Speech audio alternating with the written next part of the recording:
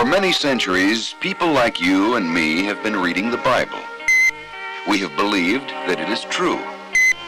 We have prized its trustworthiness, and we have cherished its heroes. But the Bible has had its critics.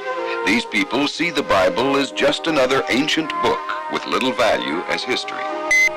They claim that many events in the Old Testament, such as Noah's Ark and the law-giving of Moses, are only legends and never really happened. And they even say that some of the great people of the Bible, like Abraham and Joseph, are only mythical heroes and never really lived.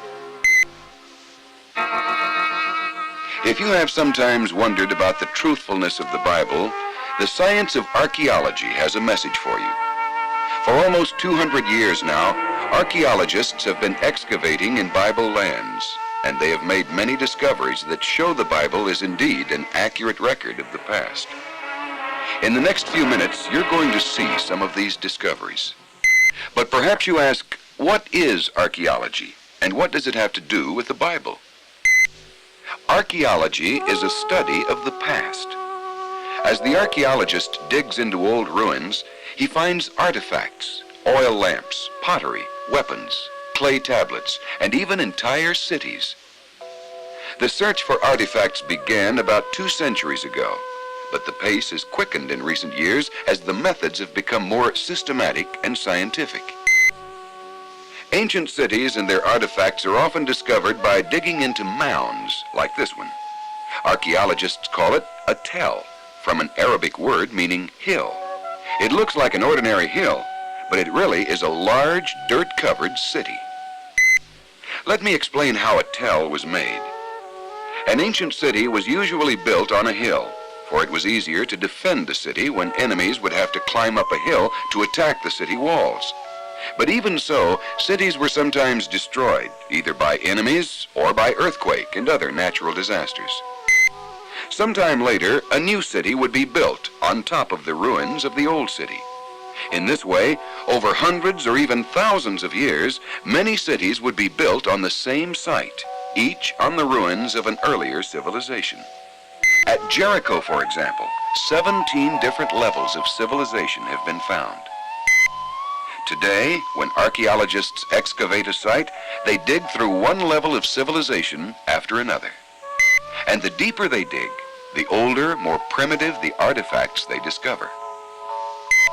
The most common objects are pieces of pottery. These indicate how old the various levels of the ruin are. Figurines may be unearthed, which reveal something of a people's religion.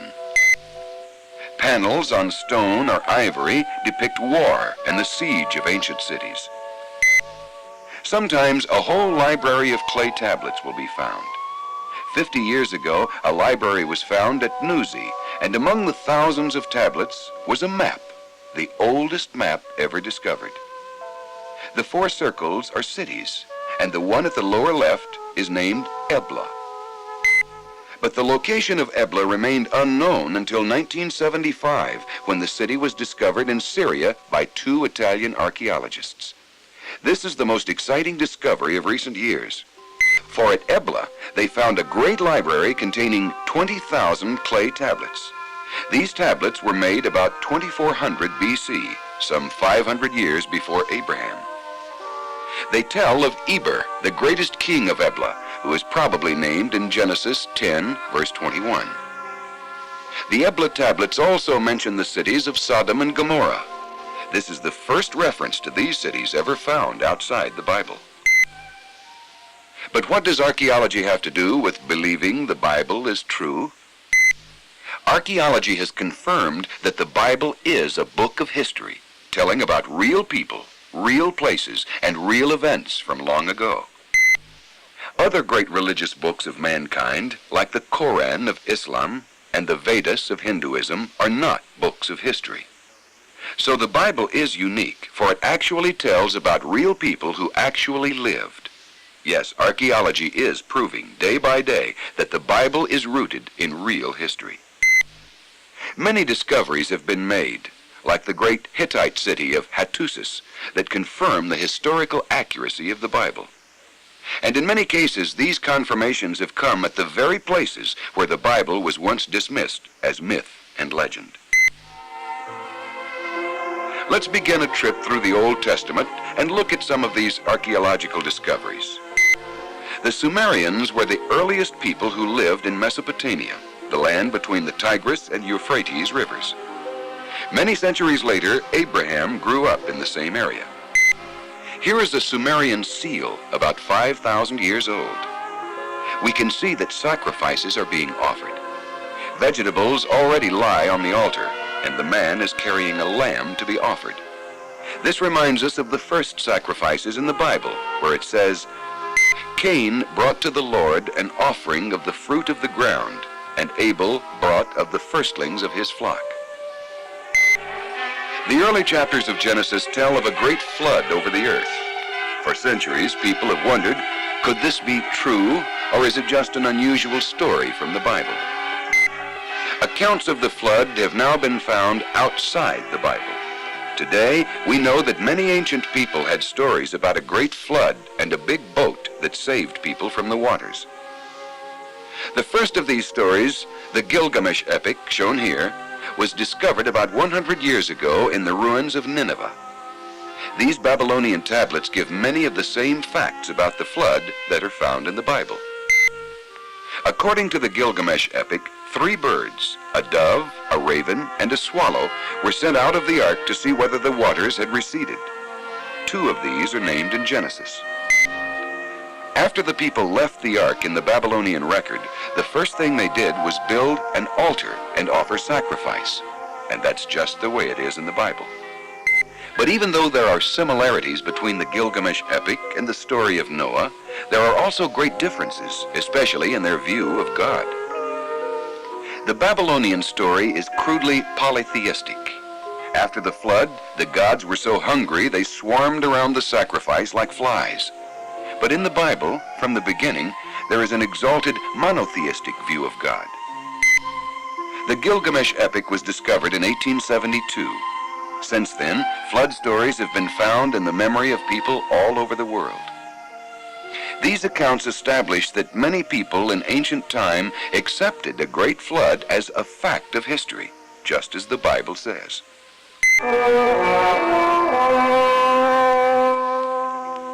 The most important person in Genesis is Abraham, the father of the faithful. God called Abraham and told him, "Go from your country and your father's house to the land that I will show you." The city that Abraham left was Ur of the Chaldees. Ur was excavated in 1922 by Sir Leonard Woolley, a British archaeologist. Among Woolley's discoveries was the Standard of Ur, a mosaic made of seashell and blue stone.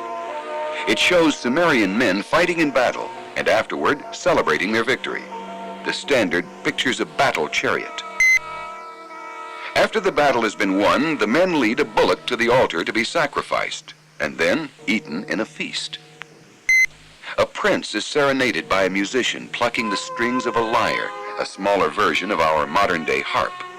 Notice the sound box of the lyre shaped like the head of a bull. Abraham left Ur and journeyed to the land of Palestine, or Canaan, nearly 1,000 miles away. At that time, the Hittites were one of the nations living in Canaan. So the Lord promised Abraham, "I will give the land of the Hittites to your descendants." The Hittites must have been an important people, for they are mentioned 35 times in the Old Testament. But until recently, there was no trace of the Hittites outside the Bible. The records of ancient Greece and Rome never mention the Hittites. Some scholars doubted their existence. Critics of the Bible, like Robert Ingersoll, said, "A great race of people could not vanish completely, just another legend in the Bible." This cannot be said today, however, for in 1906, a German archaeologist discovered Hattusis, the long-lost capital of the Hittite Empire. The ruins of Hattusis are about 90 miles east of Ankara, Turkey. Hattusis was a walled city. Notice here at the King's Gate how the large stones at the top are tilted to form an arch. We use the same building principle even today. This sculpture of a Hittite soldier was found at the King's Gate. Uriah the Hittite may have looked like this. Uriah, you will remember, was the man whose wife Bathsheba was taken by David. Since the discovery of Hattusis, records of the Hittites have been found in Egypt. This sculpture shows Hittite soldiers who were prisoners of the Egyptians. Archaeologists have learned that in 1286 BC, the Hittites and Egyptians fought a great battle on the Orontes River in Syria, and these Hittites were taken prisoner in that battle. Here is a piece of Hittite sculpture showing a dog attacking a lion. This art was created about 1500 BC, near the time of Abraham, Isaac, and Jacob. It is very important because of where it was found, at Bethshan in Palestine.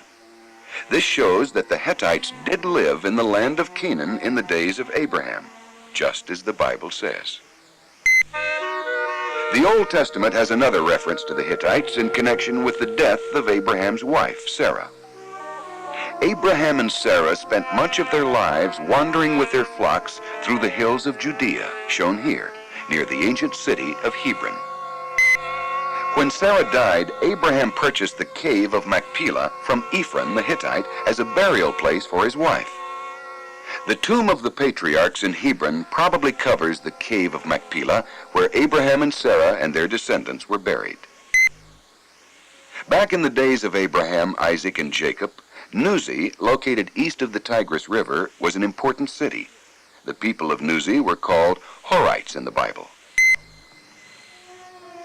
When Nuzi was excavated, a vast library of 20,000 clay tablets like this one was found. These Nuzi tablets have told us a great deal about the customs and the way of life in the days of Abraham.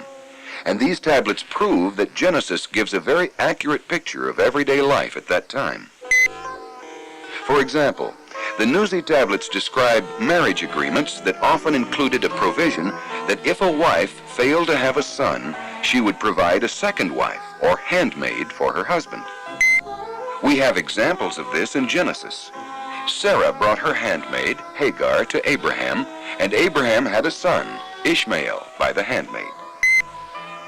The Nuzi tablets also tell us that when a young man had no dowry for his wife, he could work for his father-in-law for a number of years instead.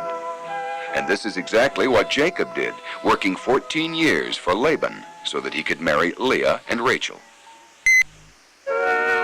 This unusual image is called a teraphim, a household god. At Nuzi, the teraphim was legal proof that the property belonged to the family, just as we use paper documents and deeds today. In Genesis 31, we read that after Jacob took his wives and cattle and secretly slipped away from his father-in-law Laban's home, Laban discovered that his teraphim was missing. He followed with armed men, and when he overtook Jacob, he cried, "Why have you stolen my teraphim?" Now, thanks to the Nuzi tablets, we can understand his concern. The teraphim was the legal title to his family property. Yes, the Nuzi tablets have given us many valuable insights into everyday life in the ancient world. And these insights have shown that Genesis is remarkably accurate in its portrayal of daily life in the time of Abraham and his descendants. In the 19th century, there were great scholars like Julius Wellhausen who argued that nearly everything in Genesis was legend and folklore, not real history. But with the Nuzi tablets, the credibility of the book of Genesis is firmly established. Ancient Egypt, the land of the pharaohs, often played a role in Bible history. The first time was when Abraham went down into Egypt in time of famine. Abraham and Sarah may have gazed in wonder at the pyramids and Sphinx, already 1,000 years old in their day, just as tourists do today. Later in Genesis, Joseph was sold into slavery and rose to power in Egypt.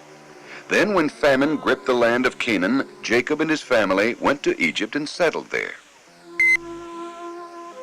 There are tomb paintings in Egypt which show that it was not unusual for Semitic people like the family of Jacob to migrate to Egypt in time of famine. Here is a tomb painting from Beni Hassan which dates from the time of Abraham or even earlier. It shows 37 Semitic people entering Egypt, like Genesis 46 tells us Jacob's family did. Some of the men are carrying weapons. and they are followed by the women and children. The family of Jacob lived in Egypt for centuries, where they grew in numbers and then became slaves of the Egyptians, like these slaves shown from a tomb painting at Thebes. One of the pharaohs during this period was Akhenaten, who began to reign in 1369 BC.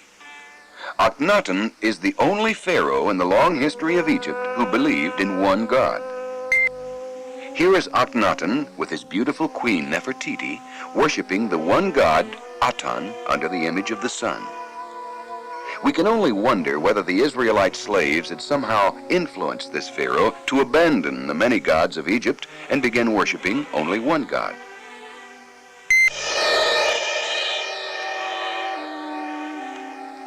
The son of Akhenaten was Tutankhamun. King Tut, as he's commonly called, is the best known of all the pharaohs of ancient Egypt, not because he was a great ruler, for he was not, but because his tomb is the only one discovered with its treasures intact. This mask, made of solid gold, covered the young pharaoh's mummy and is one of the most beautiful pieces of art from the ancient world. Tutankhamun's throne was covered with gold, and this beautiful artwork, done in gold, decorated the back of the throne. The treasures from the tomb of Tutankhamun have no direct relation to the Bible, but they do help us appreciate the faith of Moses, for the Bible said, "By faith, Moses considered abuse suffered for the Christ greater wealth than the treasures of Egypt." The treasures of Egypt. Tutankhamun and Moses lived within 100 years of one another. The treasures of Tutankhamun show the dazzling wealth of ancient Egypt, wealth that Moses might have had. The ancient Egyptians had a saying, "To speak the name of the dead is to make him live again." In this sense, Tutankhamun lives today as people gaze and wonder at his treasures. But Abraham, Joseph, and Moses also live again. Thanks to the discoveries of archaeology, these men of the Old Testament emerge from the past. They live again as real people, and the Bible continues to live, a trustworthy record of the work of God in ages past.